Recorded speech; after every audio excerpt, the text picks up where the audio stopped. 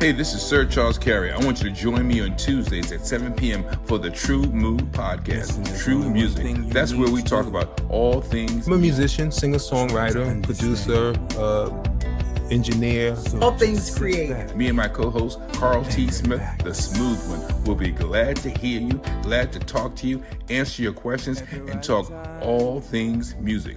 The TRU MU Podcast, Tuesdays at 7 p.m. Eastern Standard. Be part of the energy.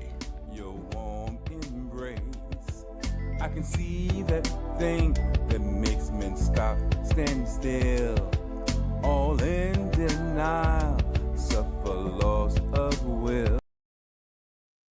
What's going on, people? We are back again with another episode of the TRU MU Podcast. That's right. I got to remember what camera I'm on. I got a different setup depending on where we're shooting from.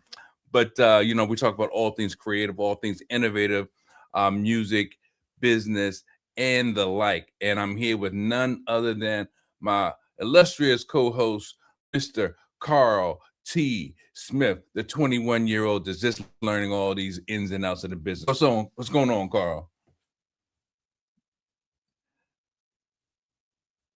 I can't hear a word you saying. You on mute, bro.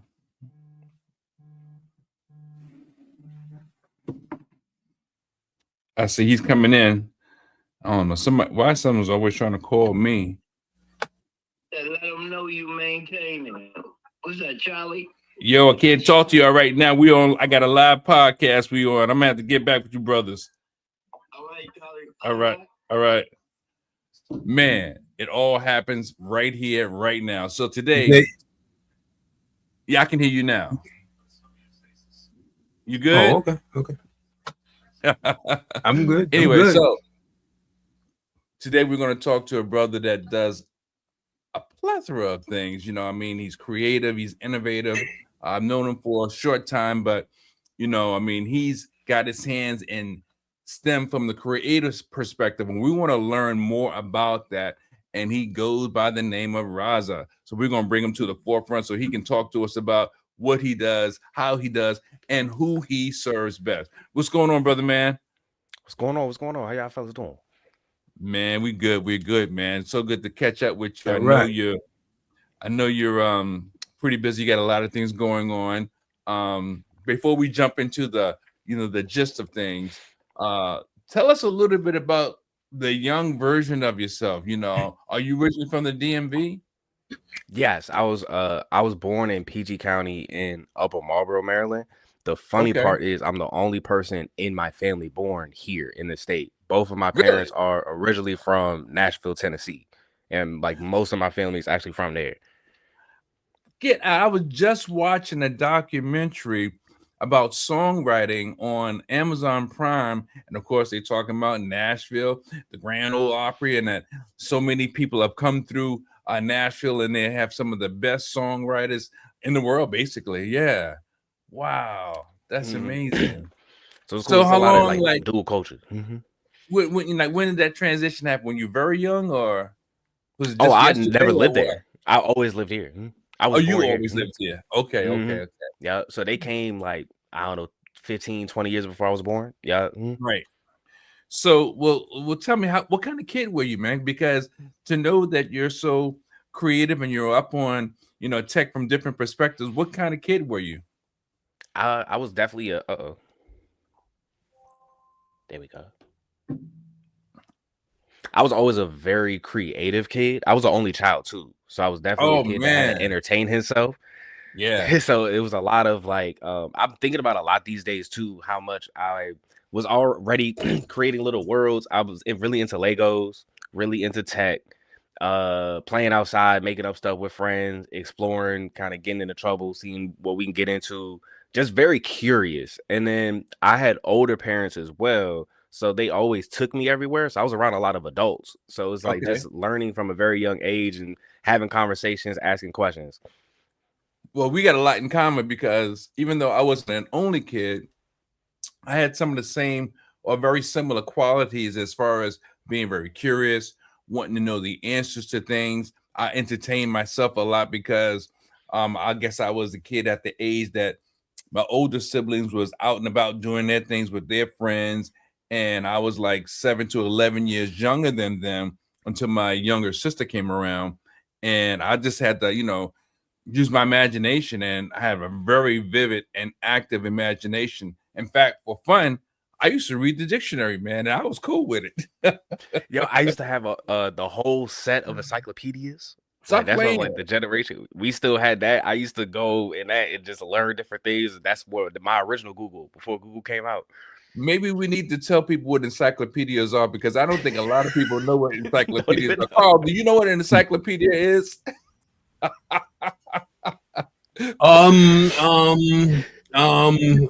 that old. Not that old. With the books with all the pages and big explanations and the detail. Man, You I got tell one for you, each letter before you got to start at the letter. Like, yeah, I need the archer. You mean the World Wide Web on paper?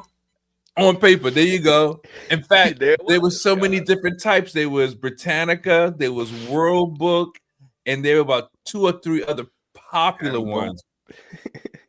Man, in fact, you used to have to go to the library to get the info. to get it. Yeah. What Stevie Wonder said, I wish them days could somewhat come back again, Man, okay. I know, yeah. Now just the instant use voice. I don't even have to type it anymore. It's very interesting. Oh, man. How, being curious has gotten a lot easier in the future. And that's one thing I really love about the present. Now, were you did you say you used to draw? Yeah, yeah, I used to draw. That's how I actually got into creativity overall, was graffiti, and how I came up with the name RAZA was a tag name. Did you do graffiti, Carl? Did you do that back in the day? Because where Carl and I come from, that was like the norm. Did you, Carl? Come on, you can tell us. I didn't. Carl, you can be honest with us. We're not going to tell anybody. Honestly, no, I didn't get into it. It was into so many other things that I didn't have time for it. Okay. Allegedly. Allegedly. No, it's all good. It's all good. So from art and from Legos and art, and did you also ever dabble or get involved with music directly, like playing an instrument or singing or anything like that? Was that ever in your wheelhouse? Yeah, so when I was 5, I asked my parents to play the piano. Okay. And so that's definitely introduced me to music and allowed me to read music. And then I played the trombone in high school. So, but when it comes to with the piano, I understood the fundamentals of it, but it never clicked, right? Like I had to memorize the songs, like to where I could play it with muscle memory. And I could read the music, but like to see it translate and just play it how like a lot of piano players I respect do it, it just never clicked that way. With cameras, it was like the opposite. It was like an instant kind of connection. And it's funny because you bring the instrument up, because I bring that comparison up with a lot of different things where like I feel like some people just naturally click with certain things. You got to know what's like the cameras versus what's your pianos. Like you can put all your work into it, but it may just not be for you. It may just not click. But I've always had that love and appreciation of music. But it's funny, when you what you just described was perfect, because when we think about the Count Basie's and all of these people, they were, I guess, trained sun up to sundown almost every day of the week, and it became muscle memory for not just them and their generation, but even the Stevie Wonders, or I'll say the 60s, the 70s. A lot of people were like knee deep ingrained in an instrument, and that's how they became so well versed. Because I know I like a lot like you were. We would get out instruments to take home over the weekend, as well as playing in school and for certain assemblies. And I could chart read, but I couldn't wait to get my instrument home so I could try to play the popular stuff. And that was all trying to figure it out by memory and by ear. And, I understood the fundamentals of reading and how to play, and the connection of what you see on the chart and how to transfer that to the instrument you were playing. But it was just so much easier and fun. I was undisciplined. Let me put it like that. I was undisciplined. Unlike Carl. Fair. Carl was like this Carl plays like 20 instruments and stuff. He You can't gotta even do relate to something what these we saying. days. Huh? You got to do something these days, you know. Yeah. Wow, that's amazing. And so when you started with, well, Carl, you go ahead. I got some questions, but go ahead, Carl. You hit him with some questions, man. So you played trombone in high school. Mhm. Do you still play? No. I feel like if I would have played the saxophone, I would have kept going with it, but the trombone just not a sexy instrument, you know what I'm saying? So, and then I know when I was going into college, I didn't want to do the marching band life. So it's like, yeah, and then I was still we'll get into it, but I had other passions that I wanted to get into when I got to school. Mm-hmm. Okay. Nice. So out of high school, then you let the trombone go. Yeah, because when I was 17, still in high school, we started our first clothing line. And that was the transition of I was doing the graffiti, messing around with Photoshop. I didn't even have a camera yet. I was taking pictures of myself using the webcam of the MacBook and was just messing around with stuff, doing a lot of testing, cloning myself all over my parents' living room, just like learning how these tools work and learning off of YouTube. And then my friend saw what I had going on. It was like, hey, we've always kind of loved fashion. I see what you have going on. Why don't we try to translate that into a clothing line? And my parents helped us get our LLC at 17, and then we started just figuring it out. So what kind of stuff y'all made? What kind of clothes did y'all guys make or come up with? The whole brand was called Unique and Uncontemporary. The whole premise was we wanted to show people how they could be unique, being themselves without falling into the fads and trends of society. And being uncontemporary meant that there's nothing truly modern. We're all Okay. taking things that the leaders and innovators did before us and revamping it to what we're doing today. So that went into a lot of taking things that we liked and either remixing it. Some of it was original ideas, characters we would come up with, just a lot of just interesting things that I would come up with designs on napkins and put like the name of the clothing line and like vampire teeth for Halloween, just different creative things that like kids our age were liking. And then it turned definitely more into a lifestyle brand where I didn't realize it at the time, but we were like one of those first, like how they had the streaming content people all together. We were doing that in like 2008, 2009. I didn't realize that's what it was. I just knew we needed to be entertaining to sell the clothing and kind of build the brand of it. And I always love building the world around it. But I didn't see that we were more of a content house than a clothing line that should have really just been like more merch. So you said you were being or wanted to be more entertaining. What did that part consist? How were you entertaining? Like, what was that like? We were doing the like designs? skits. Oh, really? Skits? Yeah, like skits and like different videos that we had going on. I remember that 70s show. They had the scene where they would like smoke a weed and it would go like in a circle. We recreated that. And I figured out how we could shoot it, and we were working on improv. So I allowed my friends who were like on the team at the time to like all be a part of it. So it was something that we could have grew into like characters in the world that you kind of get to know. I just didn't see it for like what I felt it, but I was like, I didn't understand at the time what we were building. Because it got to a point where I was like, I don't want to run a fashion company. Okay. I like doing because like when I started the clothing line, we were 17. We didn't have money to like pay photographers, stuff like that. So that's how I started learning how to do all these things. I had to take the pictures. I had to build a website. I had to learn it. And then certain things I learned, I'm really good at this.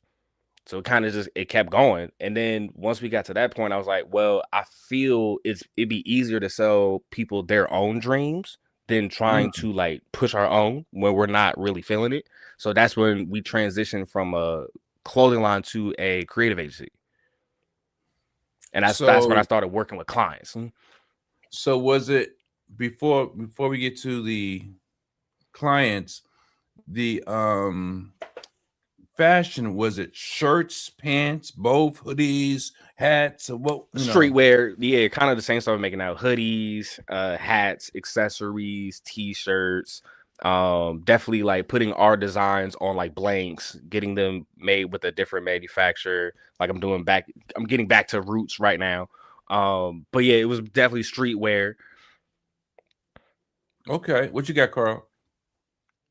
So and this streetwear, well, you said you did 2008, right? So Correct. when you was at that time when you was doing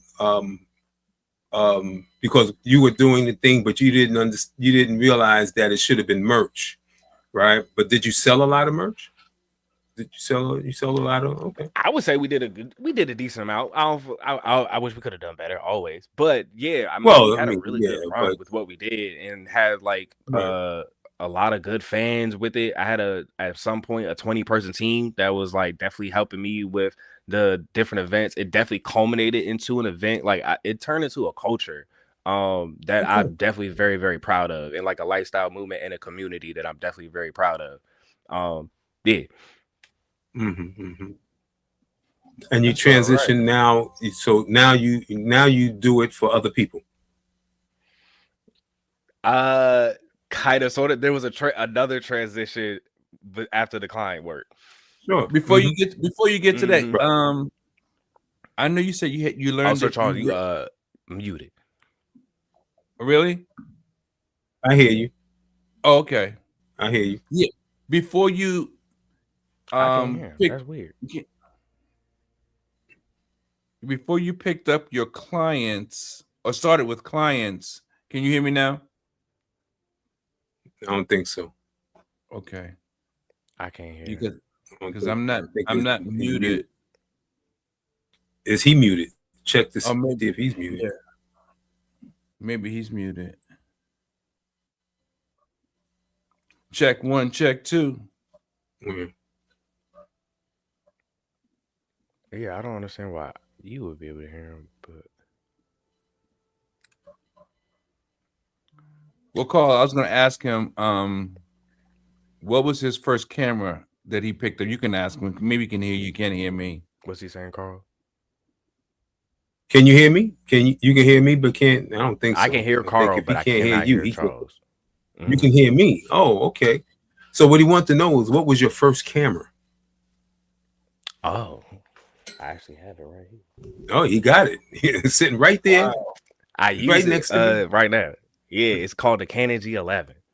So it's like a point and shoot. But it has like the full settings on it, and I call it the Pocket Rocket. Right. But this is actually like my daily driver now. I started using it again because I wanted something that was compact and easy to use, and like I don't have to carry the big boy.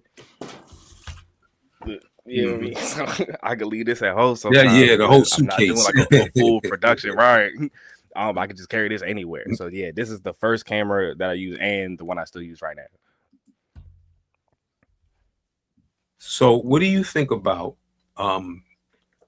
the phones? You know, the idea that a lot of people are doing a lot of work just using a phone these days. This is my phone, is my webcam right now. That's my main video camera these days. Wow. So granted, again, what I do, when I stopped trying to do client work and like stop chasing, because like I'm not a videographer. Like I am an artist and creator who does all these things. So I've produced many podcasts, web shows, different content, all from iPhone. I'm a huge lover of the best camera the best camera is the one you have on you. Whatever allows you to create. The one that's in your pocket. And, right. Yep. And upgrade from there, use your creativity. I mean, the pictures that I could have had back in the day, if I had a pocket phone, you know, everything you had to take the picture, then you had to get it developed. But I was moving around so much that I couldn't wait for them to develop it. So it just didn't make any sense at the time. But I sure wish I had one of these daggone phones back then. I believe it. Yeah. Can you hear me now, Roz? You still can't hear me. Can you hear me now? Nah, I'm gonna try to reload. Let me see if I leave and come back. No, you don't. No, don't reload. Hold on, because you can hear me. I don't understand. You know what the deal is. That's what I'm saying. I can hear him. Odd. Right. I don't know what I did. But then again, you know, I'm not gonna say anything about. No, I'm gonna say anything. You know, I'm just saying. I'm not gonna say anything. You know. But you ask him about the camera that he's using, his pocket rocket. Is there a new version of that? And I mean, I know what he said about his phone is his camera, but is there Is there a another new version of that? Your pocket rocket or your pocket phone? Oh or yeah, not your pocket phone, your pocket camera. yeah, the G11. Yeah, Is they a newer. upgraded There's this a thing newer model. a couple times. Yeah, that looks in pretty good shape, right? But ain't nothing What like the old one, right? it was available and free. Nothing like Once the old again, hey, the best way you Ain't got nothing like the old one. Nothing like the old it's already one. paid for. It's already paid for. Nothing like the old one. So ask him As about long as his it phone. works, it's nothing like the old one. Exactly. Is his phone like maxed out? Does he have like the highest level phone with the most pixels and the most memory and all that?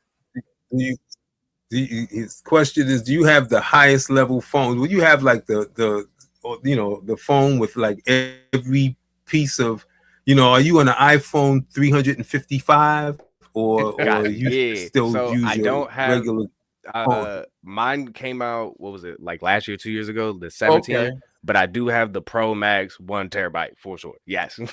Like Oh. but I don't, it's the the Pro actually. I don't have the Pro Max because the bigger screen don't add a lot to me because I got the smaller one this year and I love Right. how easier it is to carry, and I see the same amount on the screen. It just, the text is a little smaller. I was like, Right. oh, it's no point. Right. And then I Right. bring where is it?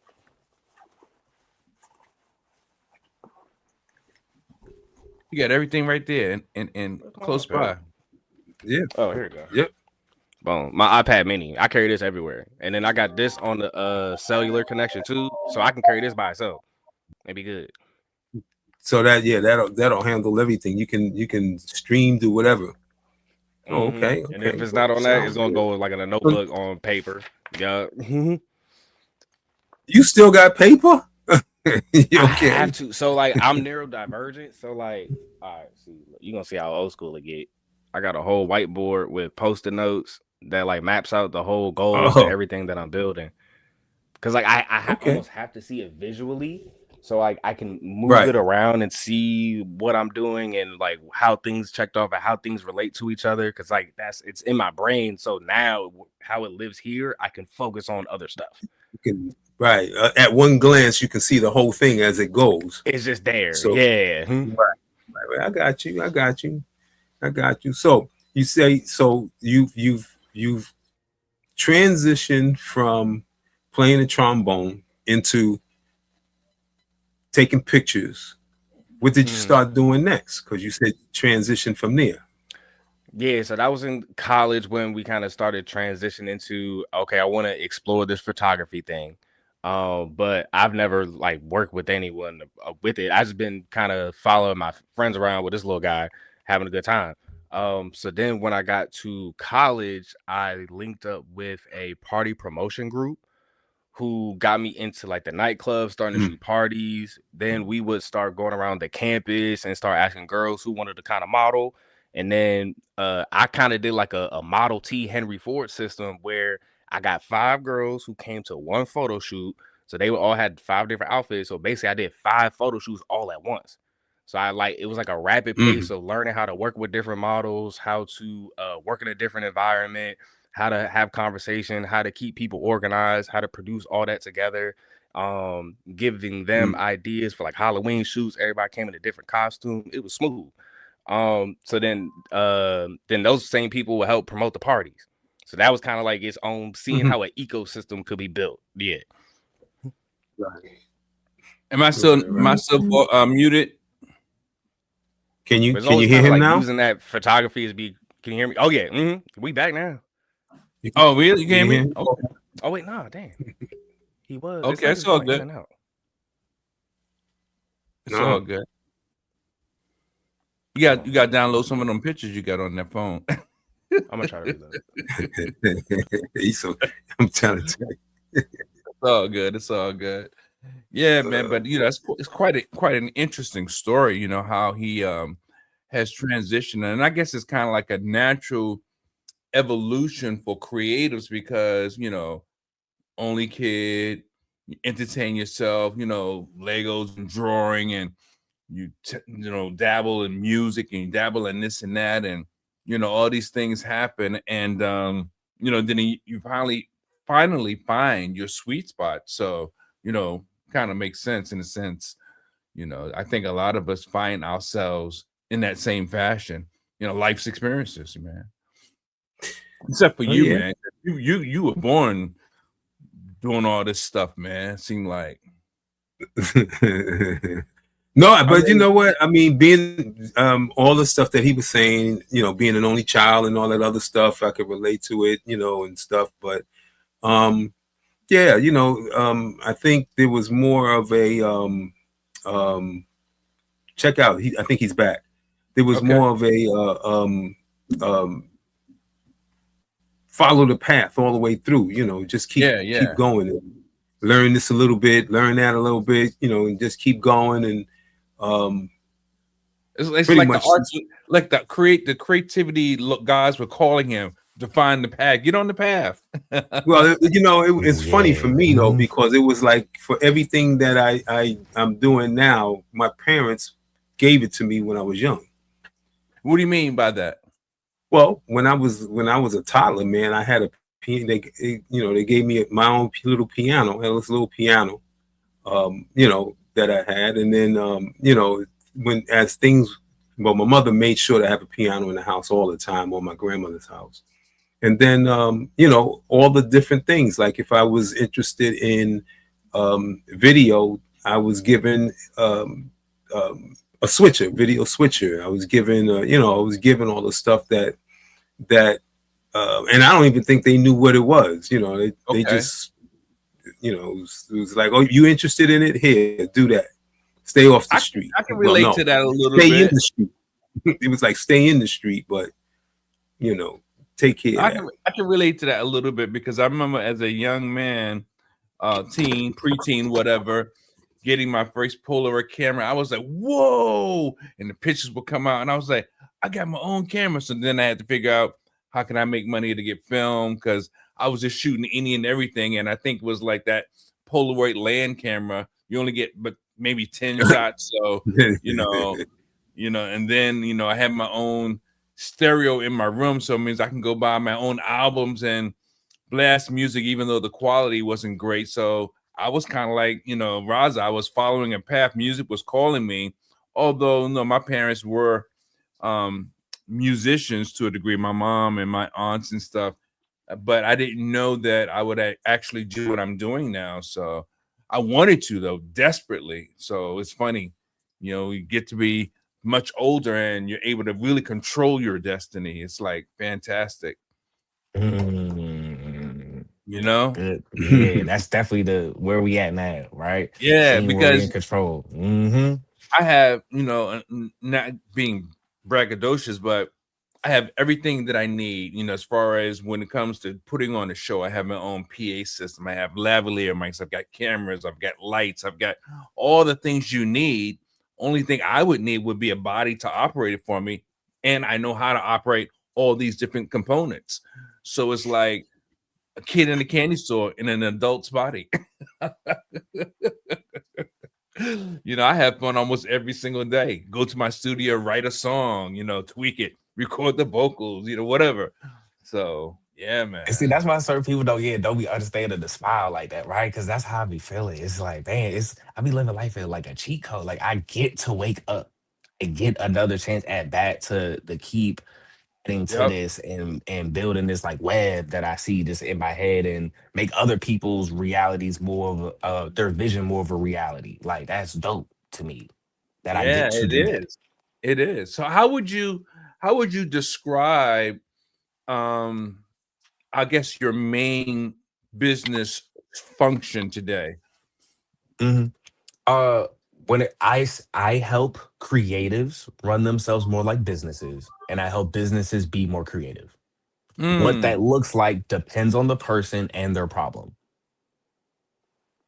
Okay. But for most of the people, it's helping them create content, whether definitely my photography first. I have been really big in creating a boundary of I want clients who fit my natural style. So I went Makes sense. really big on the whole light painting. Once I figured out a certain editing style that I really liked, I wanted to lock in and just make everything with that. I even went back to my old work and applied that style to it. So like I'm telling like an overall story with every picture that I'm even putting out, and being able to find clients that naturally align with that look and that's helping them tell their story. That's dope. All right, more of that. I got way more into writing, bringing my like kind of bringing back my graffiti in a way that I'm not trying to tag walls, but I have something to say.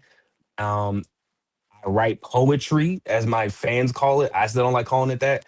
But I'm not trying to be on stage saying a piece and things like that. But I would love to design a room where I can sit back and see how it affects you and create an experience now. So So is it's that one? my I want side. you to continue on, but with that one particular element, writing the Mhm, writing, is mhm. that in the process of evolving into what you eventually want it to be, or is it just something you're doing for now as just writing? That's a good question. No, I never thought about it or considered myself a writer. It was always again a part of the things that needed to be done, but I never had the confidence as a writer. As a when we had the clothing line, I had someone whose job it was that no copy or writing went out until she reviewed it, because I don't trust myself in like how I'm gonna convey it. I know what I want to say, but I feel like you're gonna make it make sense in the way that's gonna sell or make sense to other people. So like I had someone whose role that was on my team. So no, I never considered myself as a writer. I majored in engineering. Like that's numbers, concepts, systems. That's my thing. Yeah, but see, Raza, what I see, as soon as you said that, what hit my brain, and I mean literally what hit my brain was taking spoken word or poetry to another level, a place that it's never been. Like I could imagine you putting on a show, or someone that does what you do and feels the way you do about your writing, having a show where you're writing, people come to this event, right? So they're all sitting there, there may be food, drink, whatever. So they come to the show, and then each written piece is its own entity. And as they're there at the show sitting down, the writing comes up on the screen, almost like AI, right? And it's your words, and it may be set to Hmm. music, maybe set to images, and that's part of the show, piece by piece. So all of a sudden, this writing comes up on the board, and it's like maybe even it's dictated. I don't know, but again, that's not for me. This is something I do. It's a gift I think I God has like given that. me. Thank you. I give ideas to people Appreciate you. for them. It's not for me.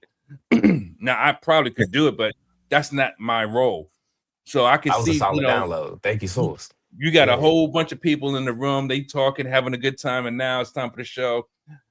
Light may dim, maybe it doesn't, but then on the screen comes up the words, line by line, maybe set to music, maybe someone's dictating it, and then after each piece, yeah, well, this was inspired by blah blah blah blah blah, and the next piece you'll see how they link together, and then the next piece, the same thing, or maybe even different. But that's just how my brain works, man. You know, so I'm No, the yeah. was so cool. So the writing was first it started as art therapy. I just Mm, needed to express myself. Then it turned into I'm sharing it with my friends because I thought this was kind of good. And then they're like, yo, that's like really resonating this, that, and the third. Then that came into more confidence of then putting them on my website on what I call the backlog. Then that turned into my fourth photo book, where I took a core of those pieces, some of my visuals, handwritten like mantras that I did, and made a project with that. That's an experience. Which your experience talking about goes definitely into what I'm working on now is making that like a show, Yeah, like yeah. something you can walk into and just kind of experience. I love that element of it, and that's definitely something that could be integrated what I got going on. But yeah, Imagine it's it been being in very like a cool. museum type of environment. You know what I What I mean? Like want, it's like, yup, that's whoa, what I want. works of Raza works or something, whatever Yeah, you call it. You that's know? 100% what I'm working toward now as an artist. And then with the client side, I'm taking on people as the referrals come in, and I see the alignment. And it's like, and I love it because it's been not forceful. It's been just patience, alignment. We may talk now, it may come back 3-6 months, but then when it did come, it's been perfect timing. Yeah. Like what they needed, I may have been able to do it, but now I need to do that because it's working with what I try. This puzzle piece I'm building over here. I was like, oh, that's crazy. It's been feeling like cheat codes. And there's just been a little bit of patience, a little bit of silence, and then being ready once that thing does come back around. And people don't realize the benefit of being quiet, being silent, being present in the moment. You don't have to always do anything. The moment still has a way of serving you if you allow it to. Just be. The state of being is what I call it. Man, it's to me, it's just powerful. It's just powerful. Very. Yeah. You'll The learn book about is that when you called grow up, Duality. Say what? You'll What'd learn you about say? that when you grow up. I know you're only 21 and a half, but when you grow up, you'll learn about that, man. The state of being. Now you It's gonna probably, take I know another he 50 knows. years before I grow up. I know he know what I'm talking about because creatives, we just innately have that at moments. Sometimes long stretches, sometimes short stretches. Sometimes we got the attention deficit thing going on. Sometimes it's a part of whatever. Because I could be right. I could be writing a song, and then all of a sudden I boot up my PlayStation. I'm ready to play a game, and then all of a sudden I'll say, "Oh snap!" I get an idea, and then I go right back to the song. Guy asked me today, "You still playing your games?" I said, "Yeah, man. I didn't buy a PS5 just to have it. I bought it to use it. It gives me calm. Sometimes I'm playing, but I'm not really paying attention. I'm just allowing my mind to just sort of like flow. Flow state. Flow state. Yep, that right there. Yeah, that's why I started making these joints too. Yeah. Like What are I those? call it zines, like handmade magazines, like back in the day. Yeah. Yeah. So first one I made because it was so with a creative agency. My core clothing line team helped me started doing that. We started picking up client work. We're shooting videos, doing this, doing that. But I'm getting swamped because I'm still doing all the video editing. But we would like shoot for a week and then I gotta disappear to like edit it all. I love editing. I do not. I love shooting. I love coordinating. I love producing. I do not like video editing. You like directing? Photo editing, I love photo editing. I will never give that up, especially I do it on my phone, but video editing specifically, yuck. So my right hand at the time was like, Raza, you got to figure something out because you can't keep disappearing. We're trying to make moves. We're trying to grow this thing. We got to figure something out. So that's when I started learning how to build the overseas team. Like I started on Fiverr. Outsourcing, yeah, man, no doubt. Yeah, for sure. Now I know how to like write a job post, find like really good talented people either from the Philippines, wherever else, interview, do test jobs, and then build relationships with them. It's been so helpful. But I was like, okay, how am I making this work? Because there's been people I've been working with now for like 10 years. We were making full brand standards for certain people. Now they're helping me with my like little onesie twosie video projects that I get, but like it's been flowing, right? So I came up with like the 10 rules that like I figured out make that work. And I made like a handbook by hand. So like all these like pages that I put together and wrote it out by hand, and then ended up when you scan it, I can print them out. Okay, and now is I this can going to be a product for sale or for the public or okay? Yeah, so this is the first one that I made, and then for like a mini collection where it all comes from my handwriting, it all kind of starts and goes together. Where this is on the back of this. Nice. And then this gives you the insight into what this means. So that's a package. You can package that. It's a whole package. Yeah. So even the pieces themselves become little mini ecosystems You that need kind to of copy represent and show yourself, how man. I make art. You need to clone yourself. That's all. Good luck with That that. would make life a lot easier. Yeah. And Oh, then this sure is the big ongoing project I have for my art is definitely the brick by brick, where I'm interviewing creatives. This is how I'm sharing my pieces. How you were talking about being dictated, because I know everybody don't read, right? So I'm like, all Yeah. right, I'm putting a lot of good stuff out there. I want to make it more accessible. So let me turn them into videos that I'll just shoot myself. I'm really just recording stuff I'm already doing, and then I'll just make a voiceover of the piece, and then I'll find clips that match it. Boom. That makes it. Yeah. I'm comfortable. I think it looks dope. It's simple. I've made what I think I'm on 8 so far, that side of it, and then I'm interviewing people who I feel represent what brick by brick means and who are on that process for themselves, and sitting them down and asking them, hey, what are you building brick by brick right now, and what are the things that we do as creatives or even non-creatives to keep going in life, and seeing how So those you don't get a nuances lot of line sleep up. at night, then I guess, huh? Not really. The brain don't turn off. I can relate. I didn't mention I still have a full-time job as well. Oh I'm man. I work for an engineering company. The creative engineer is very literal. I've worked All for an right. engineering company for the past 10 years as well. Got you. Got you. Well, it's a good problem to have, especially when, like I said, if I could switch age with you, man, with what I know and keep what I know, man, ain't no telling what I would do, because sometimes I feel like I'm wearing myself out, but I won't complain about it. I'll never complain about it, because there's so many people that have not done the things I've done, have not seen the things that I've seen, and have not felt the way that I have felt. And it's an Scratch the amazing surface. feeling. Yeah, Yeah. yeah. What It's about a you, difference. Carl? I Any of feel that? good. I feel good. No Like, doubt. yeah, it's all right. You know what I'm saying? I feel good. I feel real Like, good. it's cool, whatever. That's what's up. Whatever's clever, fella. Or whatever's clever, Trevor. Yeah, man. That's all good. That's all Man. good. So do you have any projects coming up, or any particular things you're working on that you have the liberty of speaking to? Yeah, getting out of my own way and putting everything I just showed you out online.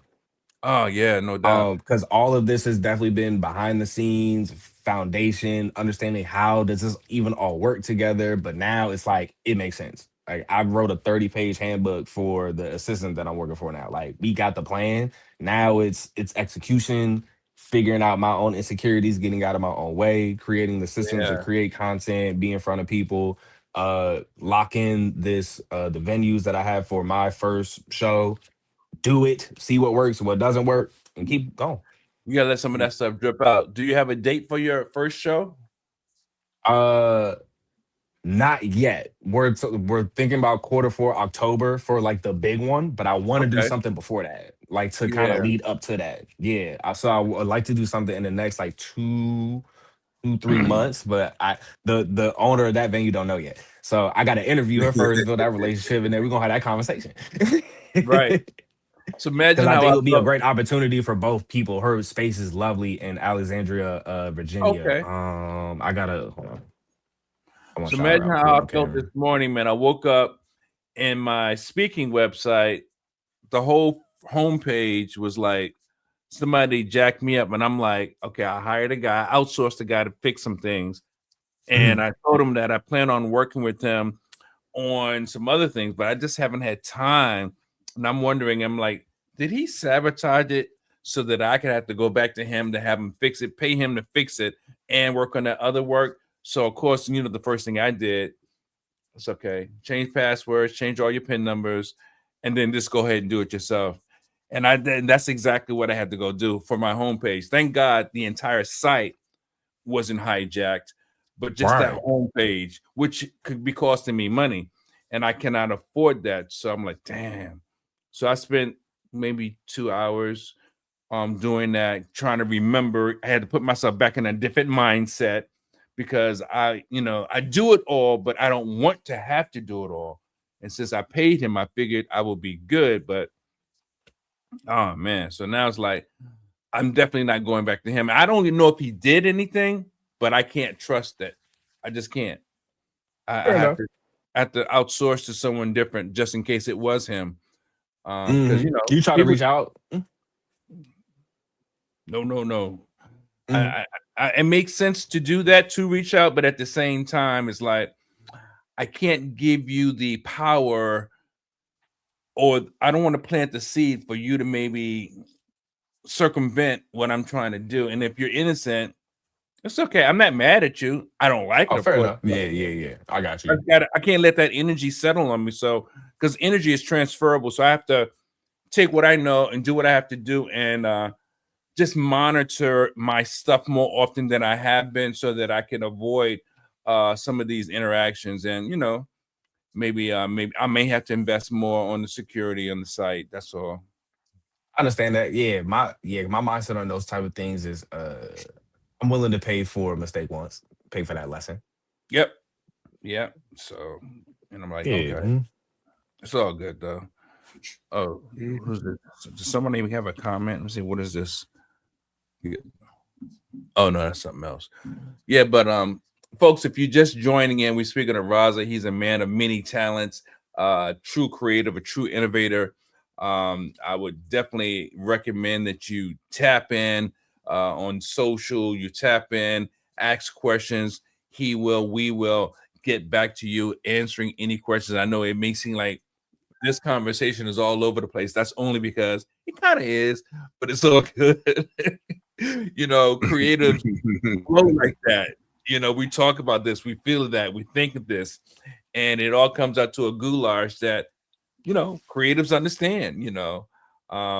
But yeah, man. I It's the know it's curse of the polymath. Yeah, it's just it's all just connected. like a poem I wrote a long time where I said it is what it is, and what does that mean? Whatever happens, there's no in between. It just is what it is. Indeed. Yep. But October is your potential date for your show.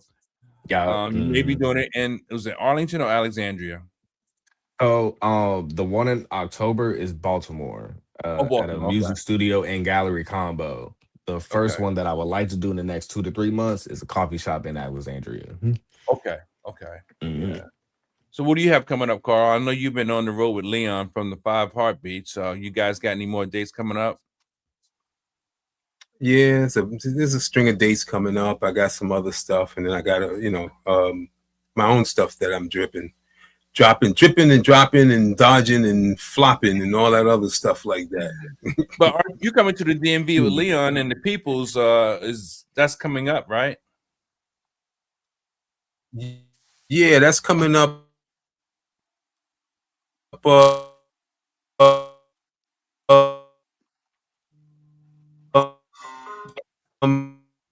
Dang.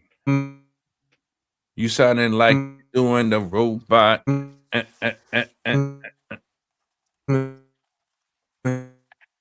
gotta catch it back up.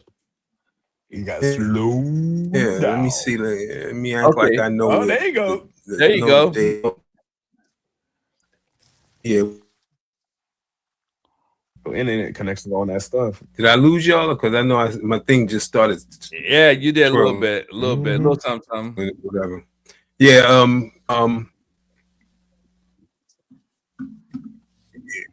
But in June 20th, I'll be down in DC. Okay. And when is your project coming out? Still stuck? A single. You got a single or something? No, you're not stuck anymore. When is your project coming out? Okay. No, actually, tomorrow. Listen here tonight. As soon as I get off this thing, I'm gonna start sticking some stuff out. Yeah, we got exclusives. Yeah. You got a single coming out, or how you doing it? But yeah, just working on it. I just had to get everything. I'm gonna throw 15 singles all out at one shot. You gonna drop the whole album? I just needed to get the stuff. Let me get 15 singles in one shot. I just needed to get the stuff in the places that it should be in before I leaked it out to the public. So yeah. Okay. I just finished up some stuff today, so I'm gonna let it go. Foundation. If I hold on to it, then what's gonna happen? Indeed. Yeah. Well, my joint came out. Y'all late. Officially on April 11th. Sucker for Love came out. So far, so good. we keep pushing it around. Going to start working with the band on learning the song. I want to start performing some of the songs around town, and just keep it flowing, stay in flow state. Right now I'm mentally doing some things because I had some dates that are shaky, so I want to solidify either those dates or some additional dates because you know how it is. We want to keep working, man. And I got a wedding Indeed. this week, and that's good. We just did an event 2 days ago, but I'm not satisfied. I'm still hungry. I'm still thirsty. I want more. You know. So, and I'm worthy of it. I'm deserving of it. So, let's go. Yeah, that's what I'm saying. Indeed. No doubt. You already know, Carl. Shoot. Let's go. Let's do this. Yeah, man. Yeah, man. So, but anyway, so folks, we have been talking to Raza, and we have been talking about the creative element, the innovative element about what we do and how we do. And again, any comments, questions, things you agree, disagree with, by all means, please post your comments, and we'd love to get back with you and talk to you a little bit more about what your perspective is and some of the things we've shared. And with that being said, until next time, I always say you have to be part of the energy. So can I show that? Can you just be part of the energy? Be part of the energy. That's what it's all about. Yeah, yeah, yeah, yeah. Uh-huh. Yeah. You're sexy, so good to me.